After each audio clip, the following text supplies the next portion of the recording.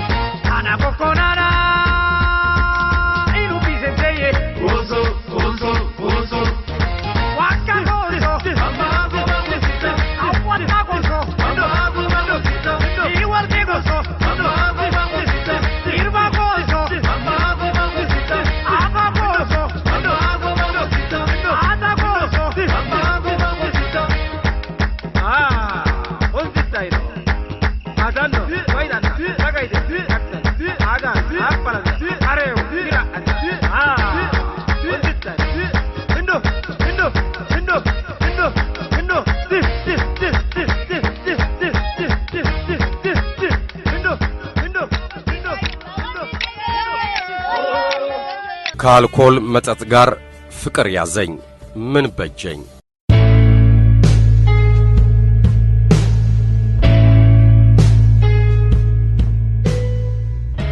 ጋሽ ደበበ የመጠጥ ሱሰኛ መሆናቸው በሕይወታቸው የሚወዱትን ሁሉ አሳጥቷቸዋል። ባለቤታቸው ተስፋ ቆርጠው ተሰናብቷቸዋል። 3 ወንድ ልጆቻቸውና 1 ሴት ልጃቸውን ያለ አባት እንዲያድጉ ሆነዋል። ከወርወር የሚያገኙት ገቢ ሲሶውን የሚያጠፉት በመጠጥ ስለሆነ በእነዚህ ሁሉ ረጅም ዓመታት የኔ የሚሉትን ንብረት እንዳይዙ አድርጓቸዋል። ከእርሳቸው ጓደኞች አንድም ባለቤትና ባለመኪና ያልሆነ የለም። ያውም ከእሳቸው ጋር ሲነጻጸር በሚያገኙት ገቢ ያነሱ እኩዮቻቸው እንኳ አንዳቸውም ታክሲ ተጋፍተው አያውቁም። የቤት መኪና ባለቤቶች ናቸው። ጋሽ ደበበ ግን ዛሬም ሳይንገዳገዱ ቤት ገብተው አያውቁም። ዛሬ በአዲስ ዓመት ዋዜማ ትንሽ መንቢጤ ተሰምቷቸው ሐኪም ለማየት እዚህ ክሊኒክ በመጡበት ካርድ አውጥተው ወረፋ በመጠባበቅ ላይ ሳሉ ያሳለፉትን ሕይወት ለመገምገም ዕድል አገኙ።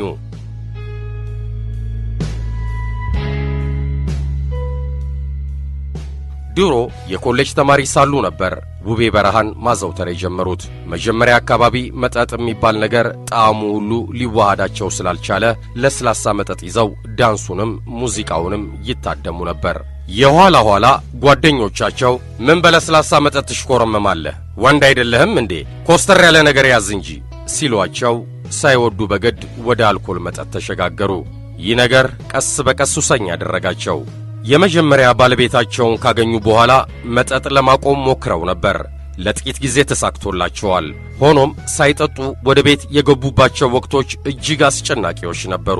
ያዛጋቸዋል። ጠበኛና ተጨቃጫቂ ይሆናሉ። እጃቸው ይንቀጠቀጣል። ሌሊት ደግሞ ያቃዣቸዋል። ይህ እንዳይሆን መጠጥ መጠጣት አለባቸው። መጠጥ ሲጠጡ በምትኩ ቅልሌ ማለት፣ ነገርን አክብዶ አለማየት፣ መሳቅ፣ መጫወትና እንቅልፍ መተኛት ያበዛሉ። በጊዜ ሂደት የበኩር ልጃቸው መጠጥ መጀመሩን ሲያውቁ እሱን ካልደበደብኩ ብለው ተነሱ። እሱ ደግሞ እሳቸውን እያየ በማደጉ ስህተት የሠራ እንኳን አልመስልህ አለው። ስለዚህ መጠጥ ለማቆም ፍቃደኛ አልሆነም። መብቴ ነው ይላቸዋል። አቶ ደበበ በዚህ ከፍተኛ ብስጭት ውስጥ በመግባታቸው ነገሩን ለመርሳት ብዙ መጠጣት ጀመሩ። ልጃቸውም የአባቱ ጭቅጭቅ እረፍት ስለነሳው ያለ መርሳት እጅግ ብዙ መጠን አልኮል መጠጣት ጀመረ። ሁለት ሰካራሞች በአንድ ቤት ማደር ጀመሩ። ሚስት ሁለት ሰካራሞችን ለመንከባከብ አቅም አልነበራቸውም። አንድ ምሽት ሁሉንም ነገር ጥለው ወጡ። እንዲህ እያለ የመጠጥ ሱስ ከልጃቸውና ከሚወዷቸው ባለቤታቸው አለያያቸው። አቶ ደበበ ተረኛ አቶ ደበበ ሲባል ከሐሳባቸው ብንን ብለው ወደ ሐኪም ገቡ። ሐኪማቸው ብዙ አይነት ምርመራ አዘዘላቸው። ከሰዓታት በኋላ አስደንጋጭ ዜና ሰሙ። ጉበታቸው በከፍተኛ ሁኔታ ተጎድቷል። ከዚህ በኋላ በሕይወት ለመቆየት ብዙም ተስፋ የላቸውም።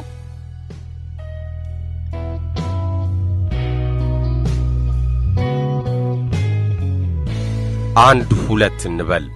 አልኮል የሚሊዮኖች ብቻ ሳይሆን የቢሊዮኖች ተመራጭ መጠጥ ነው። በዓለም ላይ በብዙ አገሮች በቀላሉ መገኘቱ ለጤና ጠንቅነቱን ያጎለዋል፣ መፍትሄውን ደግሞ ያወሳስበዋል። በአንዳንድ የስካንዲኔቪያ አገሮች ሰዎችን አልኮል መጠጥ እንዳይጀምሩ ለማበረታታት በሚል ዋጋውን ከፍ የሚሸጥበትን ሰዓት ደግሞ ውስን ለማድረግ ተሞክሯል። በብዙ አረብ አገራት ደግሞ የአልኮል መጠጦች ሽያጭ ክልክል ሲሆን መጠጣትም ሕገ ወጥ ነው። ቢሆንም በእነዚህ አገራት ዝውውሩ በድብቅ ይሆን እንጂ ፈጣንና ቀልጣፋ እንደሆነ ጥናቶች ያስረዳሉ።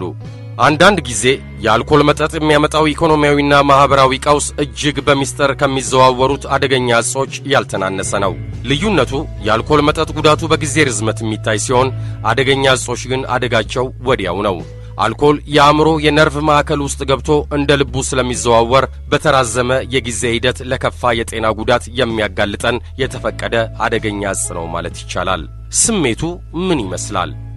ሲጀመር አካባቢ አልኮል ጫናን በመቀነስ በምትኩ የማነቃቃት ስሜት የፈጠረልን ይመስለናል። ውሸት ነው ስሜቱ።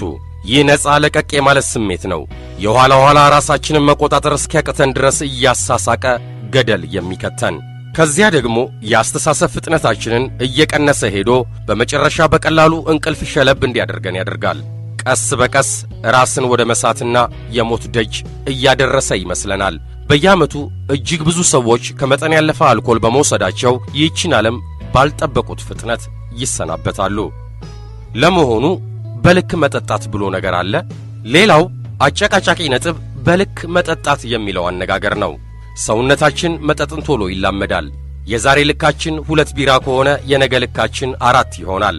ይህም የሚሆነው አእምሮአችን የመጠጥ መጠንና የመላመድ ዕድል ስለሚያገኝ ነው።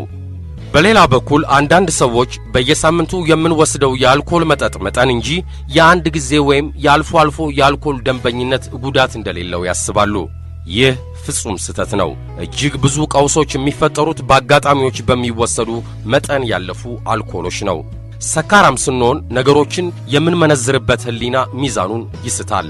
በዚህን ጊዜ ለልቅ ወሲብ መገፋፋት፣ ለጸብ መጋበዝ፣ ለመኪና አደጋ መጋለጥ እንዲሁም ለትዳር መፍረስ ይዳርገናል። አልኮል ክፋቱ ይህን ሁሉ መዘዝ ይዞ የሚመጣው እኛን እያሳሳቀ መሆኑ ነው። አልኮል መጠጥ ሱስ ያስይዛል። ሳራ በመጀመሪያ ቢራ የቀመሰች ምሽት ከአፏ ከረሜላ ሳታወጣ አደረች። በነጋታው ጧት ምራቋን እየተፋች ዋለች። ሰው እንዴት ይህን መራራ ነገር ወዶና ፈቅዶ ይጋታል በሚል ከሳምንት በኋላ በጓደኞቿ ገፋፊነት 1 ጠርሙስ ጨመረች።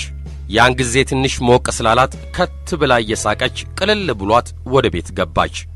በቀጣዩ ቀን ይህ ቅልል ለሚለው ስሜት ናፈቃት። 2 ቢራ ጠጣችና ጓደኞቿ ደግፈው ቤት አደረሷት። ለጥቂት ሳምንታት ከ2 ቢራ በላይ እሰክራለሁ እያለች ግብዣዎችን ሁሉ ተከላከለች። ከዚያም የጓደኛዋ ልደት ቀን 4 ጠጥታ ምንም አልመሰላትም። ገረማት። ለራሷ ጨበጨበች። ሳራ አላወቀችም እንጂ ስካርን የመቋቋም አቅሟ ጨምሮ ነበር። ይህ ምን ማለት ነው? አእምሮ ከተወሰደው አልኮል ጋር ራሱን አግባብቶ ለመስራት እየሞከረ መሆኑን ያሳያል። ሳራ በሥራ መብዛት ምክንያት ለሳምንታት ከመጠጥ ራቀች። በዚህን ጊዜ ተነጫነጨች። ይህ ደረጃ ዊዝድሮዋል ሲምፕተምስ ይባላል። የተለመደችዋን መጠጥ ሳይጠጡ ሲቀሩ የሚፈጠር ደባል ስሜት ነው። ድብርት ከነጓዙ ሰፈረባት። 10 ጊዜ ታዛጋለች። ያቅበጠብጣታል። የሆነ የማታውቀው ስሜት አምጪ ይላታል። ከፍ ባለ ደረጃ እነዚህ ወጣ ያሉ ስሜቶች ጎልብተው ሲሄዱ የመጠጥ ሱስ መልስ ካላገኘ ማስታወክ፣ ማቅለሽለሽ፣ ማላብ፣ ማሳከክ እንዲሁም ቅዠትን ያስከትላል። የሱስ እጅግ እየከፋ ሲሄድ ደግሞ ባዕድ ድምጾችን መስማትና በጠራራ ፀሐይ መመርቀን ይጀምራል። የአልኮል መጠጥ አደገኛ ደረጃ ሲደርስ የማስታወስ ችሎታን በእጅጉ ይጎዳል። ይህም የሚሆነው የአጭር ጊዜ የማስታወሻ ቋታችን ስለሚሳሳ ነው። አልኮል አንዳንድ ቫይታሚኖች ወደ ደማችን እንዳይገቡ ያደርጋል። እጅግ በጣም በመጠጥ ሱስ የተጠመዱና ነገር ግን